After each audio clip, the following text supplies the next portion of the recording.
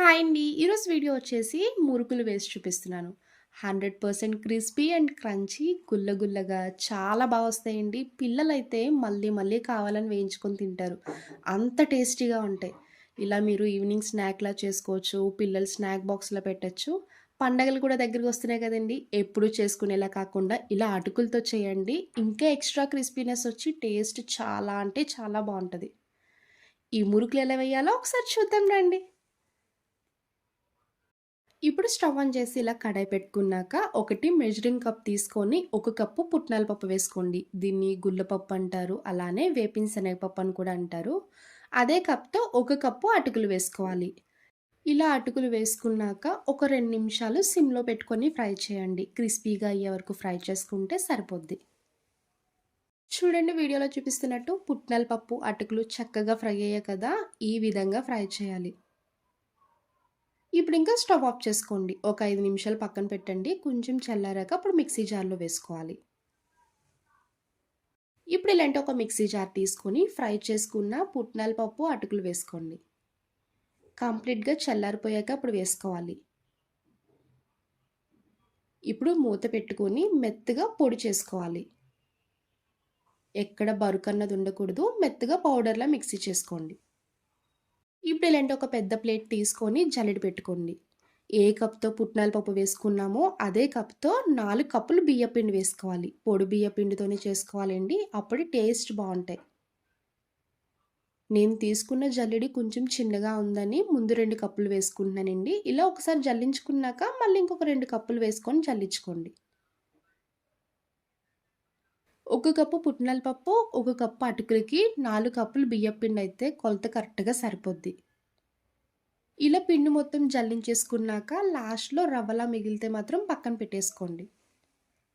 బియ్యపిండి జల్లించుకున్నాక ఇప్పుడు పుట్నాల పప్పు మిక్సీ చేసుకున్నాం కదండీ! ఆ పిండి కూడా జల్లించేసుకోవాలి. మీరు ఏ పిండి వంటలు చేసుకున్నా ముందుగా పిండి కలుపుకున్నప్పుడు ఇలా జల్లించుకుంటేనే బా వస్తాయి. ఇప్పుడు ఈ పిండిలో చిటికెడు పసుపు, మీ టేస్ట్‌కి తగ్గ ఉప్పు వేసుకోండి. ఒక స్పూన్ కారం. కారం వేసుకున్నప్పుడు గుర్తుపెట్టుకోండి. ఇంట్లో వాడుకున్న కూర కారం కాకుండా పచ్చడిలో వేసుకుంటారు కదా! పచ్చికారం ఆ కారం వేసుకోండి. టేస్ట్ చాలా బావుంటాయి. 2 స్పూన్లు బటర్ వేసుకోండి. బటర్ వేయడం వల్ల మురుకులు గుల్లగా వస్తాయి. మీ దగ్గర బటర్ లేకపోతే నెయ్యి అయినా వేసుకోవచ్చు. లేదంటే నూనె కొంచెం వేడి చేసైనా వేసుకోవచ్చు. ఒక స్పూన్ వాము ఇలా నలిపి వేసుకోండి. మీరు కావాలనుకుంటే నువ్వులుంటే నువ్వులు కూడా వేసుకోవచ్చు. ఇలా ఇవన్నీ వేసుకున్నాక పిండి మొత్తం కలిసేలాగా బాగా మిక్స్ చేసుకోండి.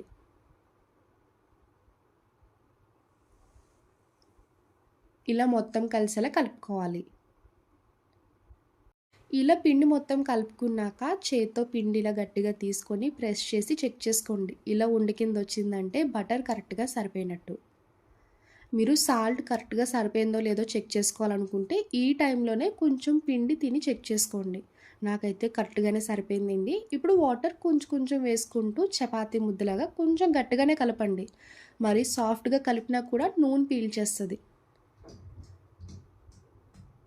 నాకైతే వాటర్ కరెక్ట్‌గా 3 కప్పులు సరిపోయిందండి. ఇలా కొన్ని కొన్ని వేసుకుంటూ కలుపుకోవాలి.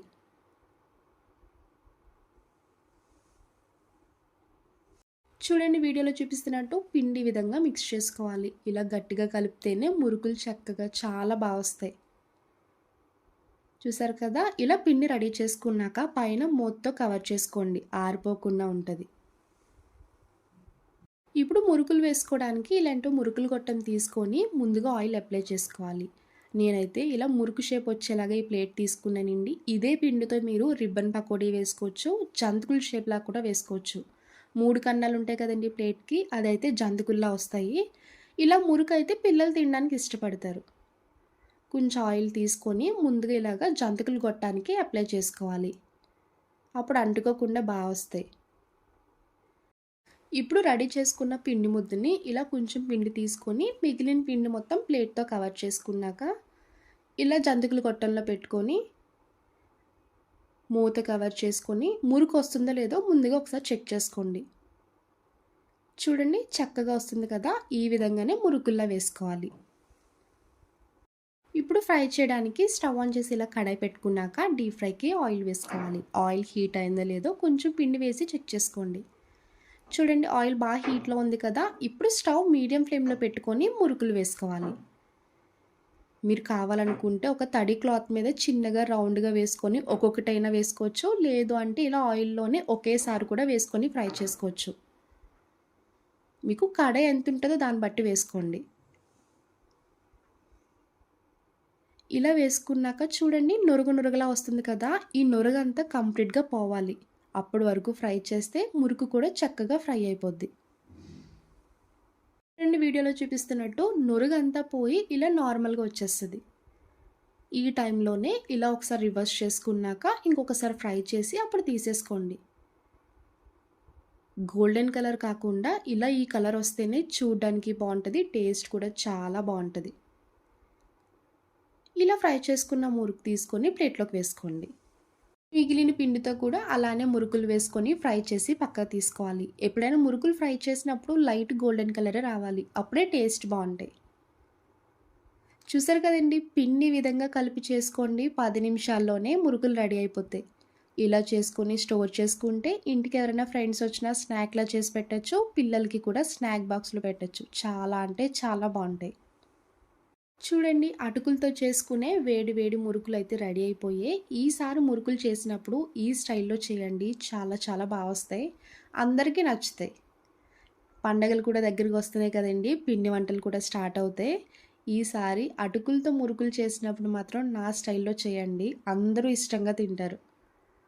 చూడండి క్రిస్పీగా, క్రంచీగా చాలా బా వచ్చాయి కదా!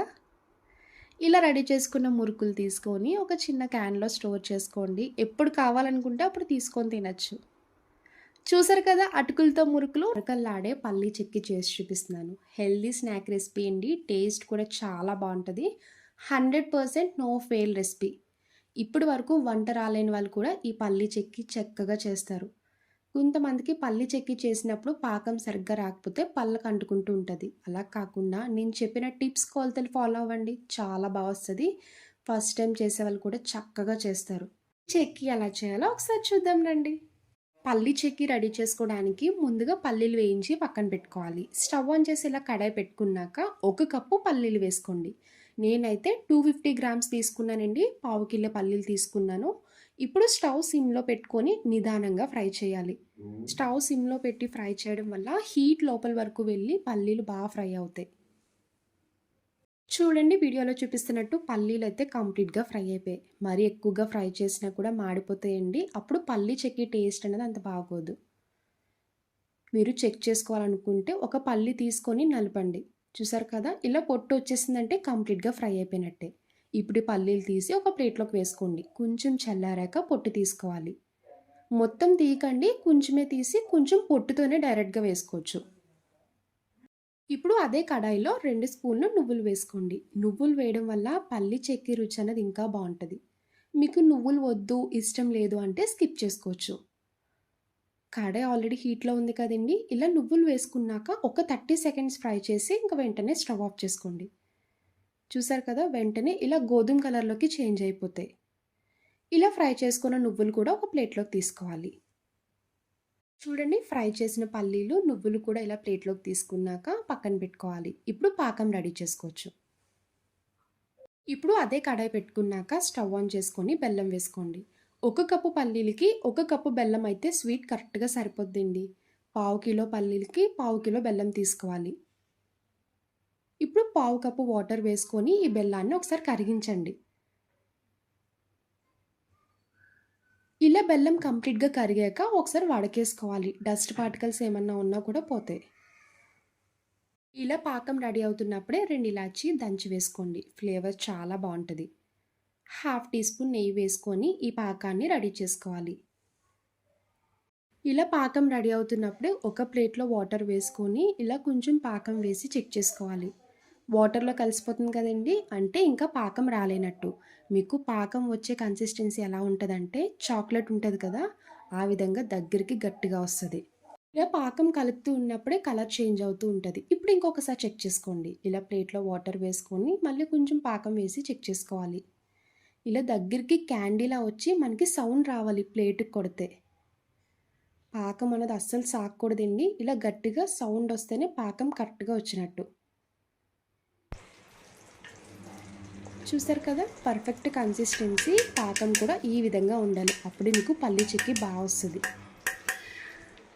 చూడండి ఇలా పాకం రెడీ చేసుకున్నాక ముందుగా ఫ్రై చేసుకున్న పల్లీలు, నువ్వులు వేసుకొని ఒక 30 సెకండ్స్ కలుపుకుని వెంటనే స్టవ్ ఆఫ్ చేసుకోండి. మళ్ళీ కడాయికి మొత్తం అంటుకుపోద్ది. ఇలా పాకం అంతటికి కలిసేలాగా బాగా కలుపుకోవాలి. ఇలా కలుపుకున్నాక చూడండి దగ్గరికి ముద్దలా వచ్చేసింది కదా! ఇంక వెంటనే స్టవ్ ఆఫ్ చేసుకోవాలి. ముందుగా నెయ్యి అప్లై చేసుకున్న ప్లేట్ తీసుకొని స్టవ్ ఆఫ్ చేసుకుని వెంటనే ఈ చెక్కి వేసుకోవాలి. లేదంటే గట్టి పడిపోద్దండి. ఇలా వేడి మీద ఉన్నప్పుడే మనం మొత్తం స్ప్రెడ్ చేయాలి. ఇలా అంతా వేసేసుకున్నాక గరిటతో ఇలా మొత్తం అప్లై చేయండి. అప్పుడే మనకి పల్చగా వస్తది. కట్ చేసుకున్నప్పుడు కూడా పీసెస్ వస్తాయి. ఇలా ఒక స్పూన్ సహాయం తీసుకొని మొత్తం అప్లై చేయాలి.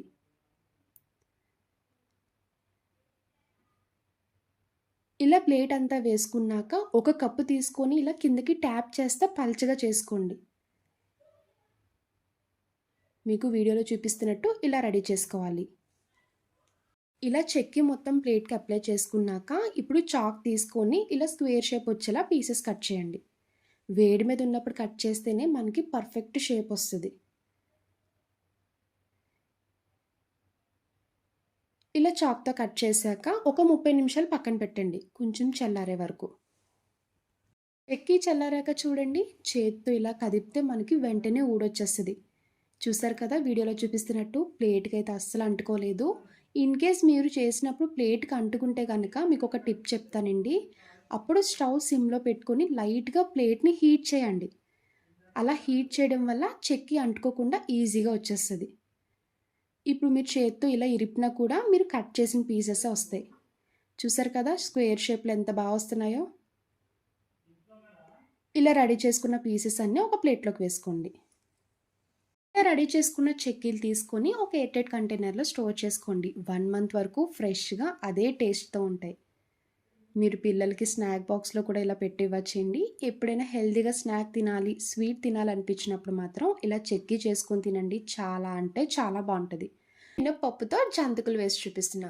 మినపప్పు వేయించే పని లేదండి. అలానే నానపెట్టే పని లేదు. కప్పు మినపప్పు ఉంటే చాలండి. అప్పటికప్పుడు ప్రెషర్ కుక్కర్‌లో కుక్ చేసి, ఈ విధంగా జంతికలు వేశారంటే చూసాక మీరే షాక్ అవుతారు. గుల్ల గుల్లగా వచ్చి చాలా టేస్టీగా ఉంటాయండి. ఒక్కసారి టేస్ట్ చేశాక మళ్ళీ మినప జంతికలే వేస్తారు. అంత బావుంటాయి. సంక్రాంతి కూడా వచ్చేస్తుంది కదండీ! ఇంకా లేట్ చేయకుండా ఈ మినపప్పుతో జంతికలు ఎలా వేయాలో ఒకసారి చూద్దాం రండి. ఇప్పుడు జంతికలు వేసుకోవడానికి ముందుగా మినపప్పు కుక్కర్ పెట్టుకోవాలి. ఇలాంటి ఒక ప్రెషర్ కుక్కర్ తీసుకొని 1 కప్ వరకు మినపగుళ్ళు వేసుకోండి.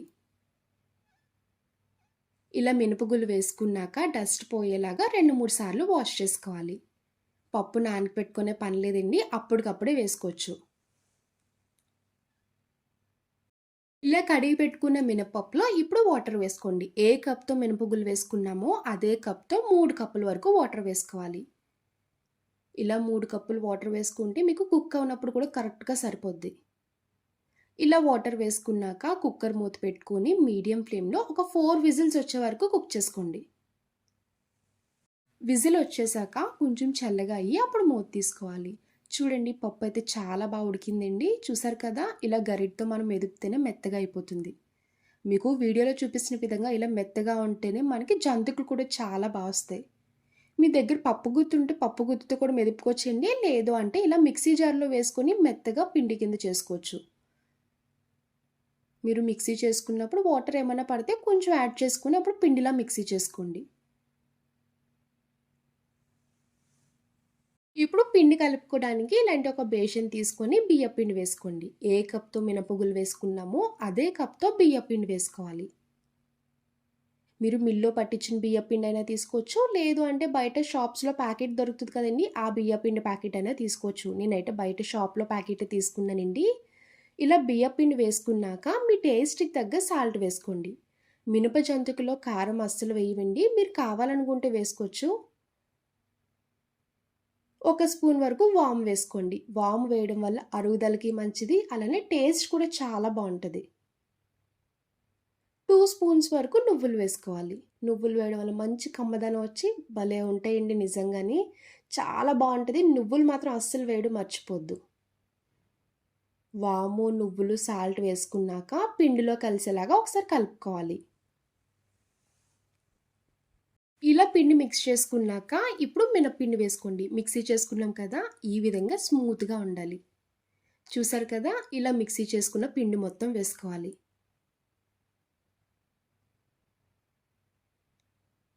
మినపపిండి వేసుకున్నాక పిండిలో కలిసేలాగా ఒకసారి కలుపుకోండి. ఇలా మొత్తం అంతా కలిసేలా కలుపుకోవాలి. ఎప్పుడైనా జంతికలు వేసుకున్నప్పుడు ఈ కొలతలతో చేయండి. మీరు ఎన్ని కేజీలు జంతికలు వేసినా కూడా అన్నీ చాలా వస్తాయి. ఇలా కలుపుతూ ఉన్నప్పుడే కొన్ని కొంచెం వాటర్ వేసుకుంటూ కలుపుకోవాలి. వేడి నీళ్ళు అవసరం లేదండి, చల్ల నీళ్ళే వేసుకోవచ్చు.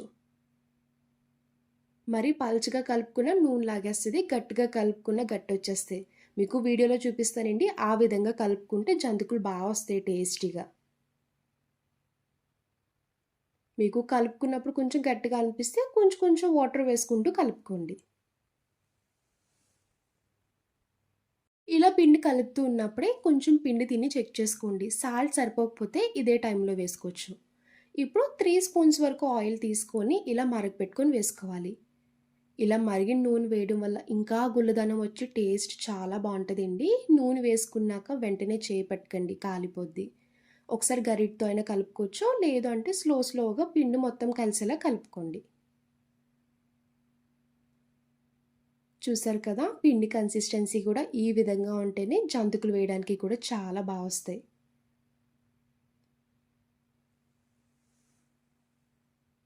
ఇలా పిండి కలుపుకొని పక్కన పెట్టుకున్నాక ఇప్పుడు జంతికలు గొట్టం తీసుకొని ముందుగా జంతికలు గొట్టానికి ఆయిల్ అప్లై చేసుకోండి. అప్పుడు ఈజీగా జంతిక ఊడొచ్చేస్తది.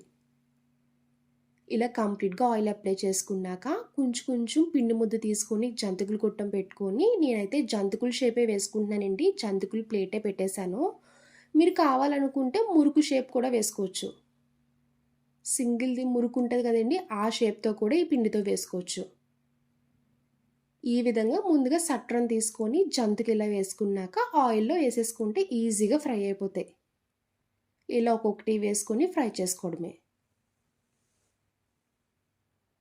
ఇప్పుడు జంతికలు ఫ్రై చేసుకోవడానికి స్టవ్ ఆన్ చేసి డీప్ ఫ్రైకి ఆయిల్ పెట్టుకున్నాక ఆయిల్ కంప్లీట్‌గా హీట్ అయిందో లేదో కొంచెం వేసుకొని చెక్ చేసుకోండి. చూసారు కదా! ఇలా హీట్ అయ్యాక ఒక్కొక్క జంతిక వేసుకోవాలి. ఎప్పుడైనా మినప జంతికలు వేసుకున్నప్పుడు కంప్లీట్‌గా గోల్డెన్ కలర్ గానీ, లైట్ గోల్డెన్ కలర్ రావండి. కొంచెం గోధుమ కలర్‌లో వస్తాయి.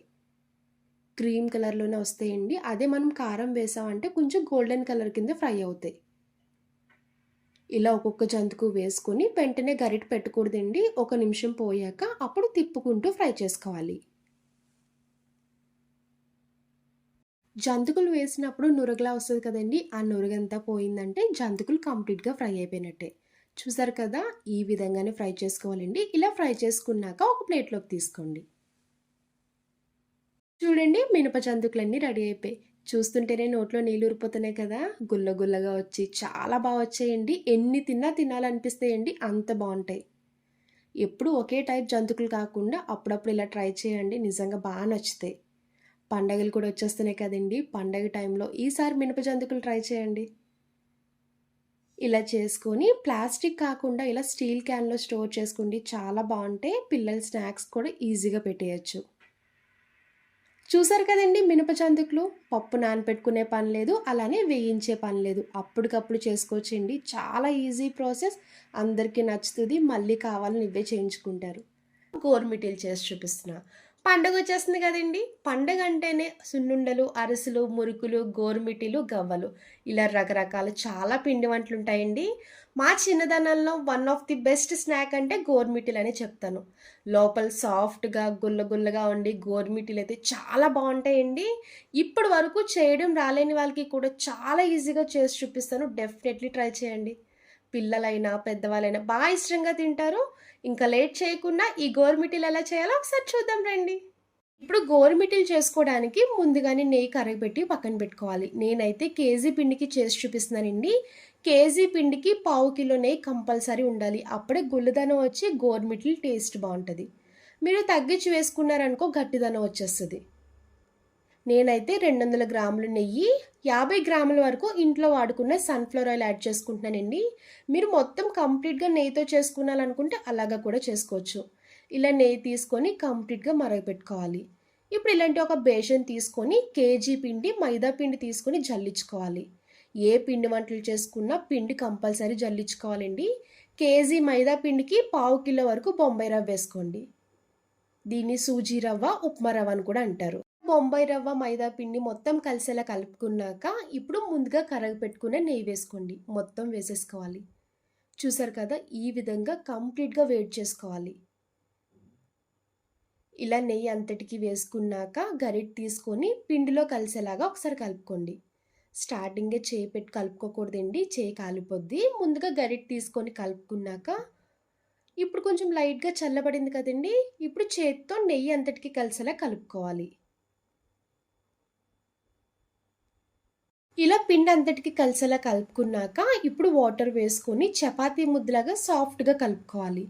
వాటర్ ఒకేసారి వేసేయకండి, కొన్ని కొన్ని వేసుకోండి. ఇలా కొంచెం కొంచెం వేసుకుంటూ బాగా ప్రెషర్ ఇస్తూ గట్టిగా కలుపుకోవాలి. పిండి ఎంత బాగా కలిపితే మీకు అంత బాగా వస్తాయి గోరుమిటీలు. చూడండి, వీడియో క్లిప్‌లో చూపించిన విధంగా ఇలా 2 హ్యాండ్స్ కూడా ఉపయోగించి కూడా మీరు కలుపుకోవచ్చు.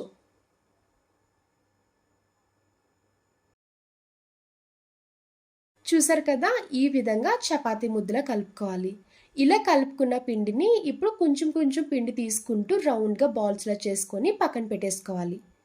అన్నీ ఒకేసారి చేసుకొని పక్కన పెట్టేసుకోండి. మీరు ఏ సైజులో గోరుమిటీలు చేసుకుంటారో ఆ సైజ్ పిండి తీసుకొని ఇలా బాల్స్‌లో పక్కన పెట్టుకోవాలి. రెడీ చేసుకున్న బాల్స్ అన్నీ పక్కన పెట్టుకొని ఒక్కొక్క బాల్ తీసుకొని ఇలాగ రౌండ్‌గా ఓవెల్ షేప్ చేసుకొని గోరుమిటీలా చుట్టుకోవాలి. చూడండి, ఇలాగా బొటనవేలు ఫింగర్ ప్రెస్ చేస్తే మనకి గోరుమిటీల షేప్ అనేది చాలా బాగా వస్తుంది. చూసారు కదా, వీడియో క్లిప్‌లో చూపించిన విధంగా గోరుమిటీలన్నీ ఇలా రెడీ చేసుకోవాలి. మీకు చేత్తో చేయడం రాదు అంటే బయట మనకి గోరుమిటీల చెక్క దొరుకుతుందండి. వాటితో కూడా చేసుకోవచ్చు. చాలా బాగా వస్తాయి. ఇలా రెడీ చేసుకున్న గోరుమిటీలన్నీ పక్కన పెట్టుకొని ఇప్పుడు డీప్ ఫ్రై చేసుకోవాలి.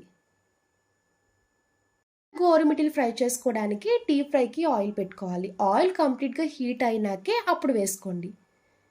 ఇలా ఒక్కొక్కటి స్లోగా వేసుకోవాలి. నెయ్యి వేసి కలపడం వల్ల ఇలా చూడండి నురుగు ఎలా వస్తుందో. ఈ నురుగు కంప్లీట్‌గా పోయిందంటే గోరుమిటీలు కంప్లీట్‌గా ఫ్రై అయిపోయినట్టే. వేసిన వెంటనే అస్సలు గరిటె పెట్టకండి. కొంచెం ఫ్రై అయ్యాక అప్పుడు గరిటె పెట్టుకొని 2 సైడ్స్ కూడా గోల్డెన్ కలర్ వచ్చే వరకు ఫ్రై చేసుకోవాలి. చూడండి, ఇలాగ గోల్డెన్ కలర్ వచ్చే వరకు ఫ్రై చేసుకుంటే సరిపోద్ది. ఇలా గోరుమిటీలన్నీ ఫ్రై చేసుకున్నాక వేరొక బౌల్లోకి ట్రాన్స్ఫర్ చేసుకోండి. ఇప్పుడు రెండో వాయి కూడా మిగిలిన గోరుమిటీలన్నీ ఒక్కొక్కటి వేసుకొని గోల్డెన్ కలర్ వచ్చే వరకు ఫ్రై చేసుకున్నాక పక్కకు తీసేసుకోవాలి. గోరుమిటీలన్నీ ఫ్రై చేసుకున్నాకే అప్పుడు పాకం రెడీ చేసుకోవచ్చు. ఇప్పుడు గోరుమిటీలకి పాకం రెడీ చేసుకోవడానికి పంచదార తీసుకోండి. గోరుమిటీలు అంటేనే పంచదారతో చేసుకుంటే చాలా బాగుంటుందండి. మీరు హెల్తీగా తినాలనుకుంటే బెల్లంతో కూడా చేసుకోవచ్చు. కేజీ పిండికి కేజీ-పావు వరకు పంచదార అయితే మీకు స్వీట్ కరెక్ట్‌గా సరిపోద్ది. ఇంకా కొంచెం తీపి తక్కువ తినేవాళ్ళు ఒక 100 గ్రాముల పంచదార తగ్గించి కూడా చేసుకోవచ్చు. ఇలా పంచదార ఒక బౌల్లోకి వేసుకున్నాక పంచదార మూలిగినంత వరకు వాటర్ వేసుకోండి. ఇలా వాటర్ వేసుకొని ఒకసారి కలుపుకున్నాక ఇలా పొయ్యి మీద పెట్టుకొని ఉండపాకం వచ్చే వరకు రెడీ చేసుకోవాలి. కేజీ మైదా పిండి, పావు కేజీ నెయ్యి, కేజీ-పావు వరకు పంచదార, పావు కేజీ వరకు బొంబాయి రవ్వ అయితే మీకు గోరుమిటీలన్నీ చాలా బాగా వస్తాయి. పాకం మరుగుతున్నప్పుడే మీరు చెక్ చేసుకోవాలి. ఇలా వాటర్లో వేసుకొని చెక్ చేసుకుంటే మనకి ఉండపాకం రావాలి. చూడండి, ఇప్పుడైతే ఇంకా రాలేదు. ఇలా తీగ పాకంలా వచ్చింది కదా, ఇంకొక 5 మినిట్స్ వరకు ఈ పాకాన్ని రెడీ చేసుకోవాలి. ఇలా రెడీ చేసుకున్న పాకంలో ముందుగా ఫ్రై చేసుకున్న గోరుమిటీలు వేసుకోవాలి. గోరుమిటీలు ఒకేసారి వేసుకోకండి, ఎందుకంటే పాకం సరిగ్గా పట్టదు. 10 చొప్పున వేసుకుంటే పాకం బాగా పడుతుంది. గోరుమిటీలు తిన్నప్పుడు కూడా స్వీట్ బాగా పట్టి తిన్నప్పుడు టేస్ట్ బాగుంటుంది. ఇలా 10 చొప్పున వేసుకున్నాక మొత్తం పాకం ములిగినంత వరకు ఉంచేసి అప్పుడు వేరొక ప్లేట్లోకి తీసుకోవాలి. చూడండి, మీకు వీడియోలో చూపించిన విధంగా ఇలా చేసుకుంటే పాకం అన్నది గోరుమిటీలకి బాగా పడుతుంది. ఇలా పాకమంతా పట్టేలాగా గోరుమిటీలన్నీ రెడీ చేసుకోవాలి. చూడండి స్వీట్ షాప్ స్టైల్‌లోనే పక్కా కొలతలతో ఈ విధంగా గోరుమిటీలు చేసుకోండి. చాలా వస్తాయి. మీకు పాకం చల్లారిపోతే పంచదార ఏ కలర్‌లో ఉందో ఆ కలర్‌లోకొచ్చేస్తాయి. చూసారు కదా! పర్ఫెక్ట్ గోరుమిటీలు రెడీ అయిపోయాయి. ఒకసారి తప్పకుండా ట్రై చేయండి. పండగ కూడా వచ్చేసింది కదా! పెసరపప్పు వేసి జంతికలు చేసి చూపిస్తున్నానండి. ఈ పెసరపప్పు జంతికలైతే చాలా చాలా టేస్టీగా ఉంటాయి. గుల్ల గుల్లగా వచ్చి కరకరలాడుతూ భలే ఉంటాయండి. మీరు ఇలా చేసి స్టోర్ చేసుకున్నారంటే పిల్లలు స్నాక్స్‌లో వేసి పెట్టొచ్చు. ఇంటికి సడెన్‌గా ఫ్రెండ్స్ అయినా, రిలేటివ్స్ అయినా వచ్చినప్పుడు కూడా ఇలా స్నాక్‌లా మీరు ప్లేట్‌లో పెట్టివ్వచ్చు. పండగల్లో గానీ చాలా ఈజీ ప్రాసెస్ అండి. ఈ కొలతలతో, ఈ టిప్స్‌తో చేయండి. జంతికలన్నీ చాలా వస్తాయి. ఈ జంతికలు ఎలా చేయాలో ఒకసారి చూద్దాం రండి. ఇప్పుడు ముందుగా పెసరపప్పు తీసుకొని కడిగి పెట్టుకోవాలి. ఒక కప్పు పెసరపప్పు వేసుకొని 2-3 సార్లు డస్ట్ పోయేలా వాష్ చేసుకోండి. పెసరపప్పు వల్ల గుల్లదనం వచ్చి టేస్ట్ బాగుంటాయి. ఇలా వాష్ చేసుకున్న పెసరపప్పులో ఒక కప్పు పెసరపప్పుకి 4 కప్పుల వరకు వాటర్ వేసుకోవాలి. నేనైతే నార్మల్గానే ఉడికించుకుంటున్నానండి. పెసరపప్పు తొందరగానే ఉడికిపోద్ది కదా! మీరు కావాలనుకుంటే కుక్కర్లో కూడా పెట్టుకోవచ్చు. కుక్కర్లో పెట్టుకున్నప్పుడు 3-4 విజిల్స్ వరకు కుక్ చేసుకోండి. ఈ పెసరపప్పు మెత్తగా ఉడకాలండి. మీకు ఎక్కడైనా పలుకు కింద కనిపిస్తే మీరు మిక్సీలో వేసుకొనైనా పేస్ట్ చేసుకోవచ్చు.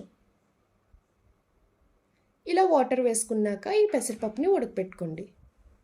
చూడండి పెసరపప్పు ఈ విధంగా మెత్తగా ఉడికించుకోవాలి. ఇప్పుడు వెంటనే స్టవ్ ఆఫ్ చేసుకొని మీ దగ్గర పప్పు గుత్తి ఉంటే పప్పు గుత్తితో బాగా మెదుపుకుంటూ కలుపుకోండి. చూసారు కదా! ఇలా మెత్తగా పేస్ట్ అయిపోవాలి. అప్పుడే మనకి పిండిలో కలిసి జంతికలు వేయడానికి కూడా వస్తాయి. ఇప్పుడు ఈ పెసరపప్పు కొంచెం చల్లగా అయ్యాక అప్పుడు పిండి కలుపుకోవచ్చు. కంప్లీట్‌గా చల్లారిపోకూడదండి. లైట్‌గా చేతికి కొంచెం గోరువెచ్చగా తగిలితే సరిపోద్ది. ఇప్పుడు పిండి కలుపుకోవడానికి ఒక కప్పు పెసరపప్పుకి 4 కప్పుల వరకు బియ్యపిండి వేసుకోండి. బియ్యపిండి వేసుకున్నప్పుడు పొడి బియ్యపిండే వేసుకోవాలి. మీరు మిల్‌లో పట్టించిన బియ్యపిండి అయినా తీసుకోవచ్చు. లేదంటే బయట షాప్స్‌లో కూడా దొరుకుతున్నాయి కదండీ! ఆ బియ్యపిండితో కూడా చేసుకోవచ్చు. ఇలా 4 కప్పులు బియ్యపిండి వేసుకున్నాక చిటికెడు పసుపు వేసుకోవాలి. మీ టేస్ట్‌కి తగ్గ సాల్ట్ వేసుకోండి. నాకైతే 1½ టీ స్పూన్ వరకు సాల్ట్ అయితే కరెక్ట్‌గా సరిపోయిందండి. ఒకసారి పిండి కలుపుకున్నాక చూసుకొని అడ్జస్ట్ చేసుకోవచ్చు. 1 స్పూన్ వరకు కారం వేసుకోండి.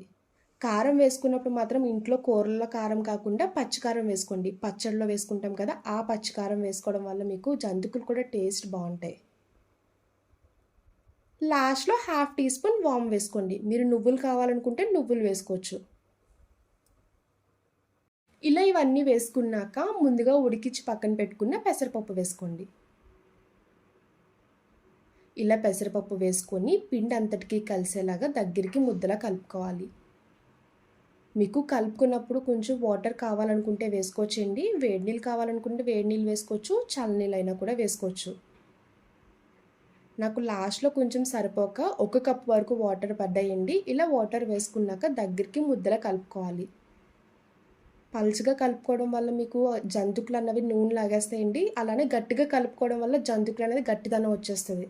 ఇలా సాఫ్ట్‌గా కలుపుకుంటే మనకి జంతికలు కూడా కరకరలాడుతూ వస్తాయి. మెయిన్‌గా జంతికలు వేసుకున్నప్పుడు పిండి కలుపుకోవడంలోనే ఉంటదండి.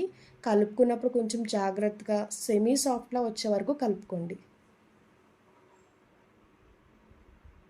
జంతికల పిండి ఇలా దగ్గరికి ముద్దలా రెడీ చేసుకోవాలి. మీరు కావాలనుకుంటే కొంచెం పిండి తిని చెక్ చేసుకోండి. సాల్ట్ కరెక్ట్‌గా సరిపోయిందా లేదా అని. ఇన్‌కేస్ సరిపోతే పైన వేసుకొని ఒకసారి కలుపుకోవచ్చు. ఇప్పుడు జంతికలు గొట్టం తీసుకొని ముందుగా ఆయిల్ అప్లై చేసుకోవాలి. నేనైతే జంతికల షేప్ రావాలని జంతికల ప్లేట్ తీసుకున్నానండి. ఇదే పిండితో మీరు కావాలనుకుంటే మురుకులు కూడా వేసుకోవచ్చు. మురుకుల ప్లేట్ పెట్టుకొని మురుకులా కూడా వేసుకోవచ్చు. ఇలా జంతికలు కొట్టడానికి ఆయిల్ అప్లై చేసుకున్నాక కొంచెం పిండి అందులో పెట్టుకొని మనం జంతికలు ఎలా వేసుకుంటామో ఆ విధంగా వేసుకోవాలి. ఇలాంటి ఒక గరిట పైన జంతిక కింద వేసుకొని ఆయిల్లో వేసుకొని డీప్ ఫ్రై చేసుకోవడమే. ఇప్పుడు జంతికలు ఫ్రై చేసుకోవడానికి స్టవ్ ఆన్ చేసి కడాయి పెట్టుకున్నాక డీప్ ఫ్రైకి ఆయిల్ వేసుకోవాలి. ఆయిల్ కంప్లీట్‌గా హీట్ అయిందో లేదో చిన్న జంతిక వేసుకొని చెక్ చేసుకోండి. చూడండి ఆయిల్ హీట్ అయింది కదా! ఇప్పుడు ఒక్కొక్కటి వేసుకోవాలి. మీకు కడాయి ఎంత సరిపోతుందో అన్ని వేసుకోండి. ఇలా జంతికలన్నీ వేసుకున్నాక చూడండి నురగలా వస్తుంది కదా! ఈ నురుగు ఎప్పుడు పోతుందో అప్పుడు మనకి జంతికలు కంప్లీట్‌గా ఫ్రై అయిపోయినట్టు. ఇలా ఒకసారి ఫ్రై చేసుకొని అప్పుడు ఒకసారి రివర్స్ చేసుకోవాలి. ఇలా ఫ్రై చేసుకున్న జంతుకులన్నీ తీసుకొని ప్లేట్లోకి వేసుకోండి.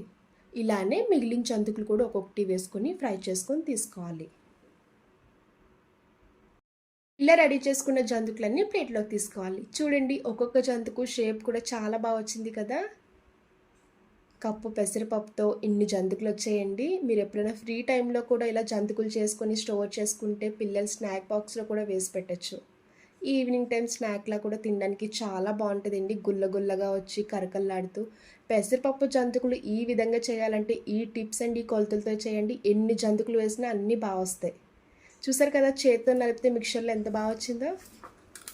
బెల్లం సున్నుండలు చేసి చూపిస్తున్నాను. సున్నుండలు అని పేరు చెప్పగానే మొదటిగా గుర్తొచ్చేది ఒకటి సంక్రాంతి, ఇంకొకటి అమ్మమ్మ చేతి వంట. మీకు తెలిసిందే కదండి, మన అమ్మమ్మ కాలం నాటిలో సున్నుండలు చాలా బాగా చేసేవారు కదా.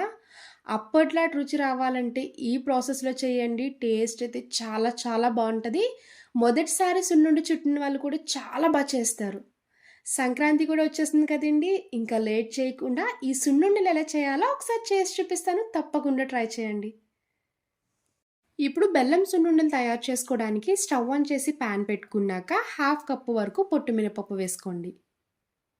అదే కప్తో 2 కప్పుల వరకు మినపగుళ్ళు వేసుకోవాలి.